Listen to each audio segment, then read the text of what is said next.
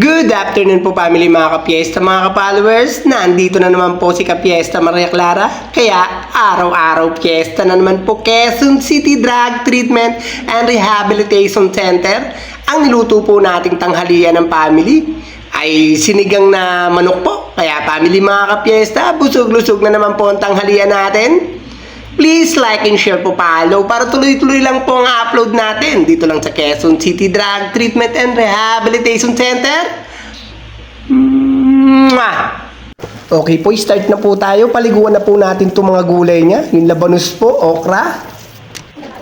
At itong gabi po. Sitaw, paliguan na rin po natin yan. At itong kangkong. Siyempre paliliguan natin yan para fresh. Okay, start na po tayo. Sindihan na po natin itong lulutuan natin ng chicken sinigang po. Okay, lagyan na po natin ng mantika. Magigisa na po tayo.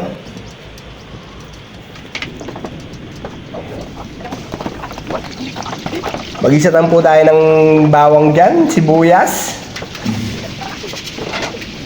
Okay po, mekos-mekos lang po. Dagdagan po natin ng bawang kasi konti. Yan po, mekos. Yan po, nilagay ko na rin po yung luya.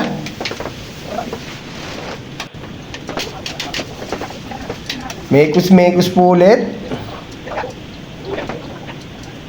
At ito na nga po, ilalagay ko na po itong chicken niya. Yung chicken po, galing na po sa pakuluyan. Kaya mamaya po makikita nyo, maya-maya nilagay ko na po agad yung gulay dyan. Kasi madudurog na po yung manok niyan pagka pinakuluan natin ulit yung manok. Takpan na po natin. Ito na nga po pala yung sasabaw natin. Yan po. Okay, buksan na natin yan. At tulad ng sabi ko, nilagay ko na nga po ito agad mga gulay niya. Ayan po. Yan, sinabay ko na rin po yung gulay na sitaw. Diretso sabaw na po. Mabilisang chicken sinigang lang po to. Okay, lagyan na rin po natin sa kabila. Paminta po, nilagyan ko na. Asin. Bechin po, konti lang. Okay, mekos-mekos. Mekos lang po, para umibabaw naman yung chicken niya. Ilalim yung gulay. Okay po, takpan na po natin yan. At akalain mo kumulo na agad. Lagyan na nga po natin ng powder yan na pampaasim. Kasi tulad ng sabi ko po, mabilis lang po to. Lagyan na po natin tong kangkong.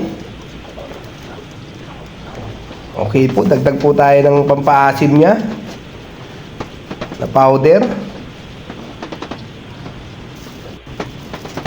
Okay po. Dito naman po tayo sa kabila. Hindi po kasi sila nagsabay kumulo kasi masyadong mahina yung kabila. Okay po, dagdag tayo ng patis. Lagyan na rin po natin yan ng pampaasim na powder. Yan po. Mekos-mekos lang po, mekos-mekos. Busog-lusog na naman po ang family niyan. Dito lang po yan sa Quezon City Drug Treatment and Rehabilitation Center. Kaya ano pa pong hinihintay mo? Magbago ka na po. Ayan po, mekos-mekos. Tapos na nga po siya.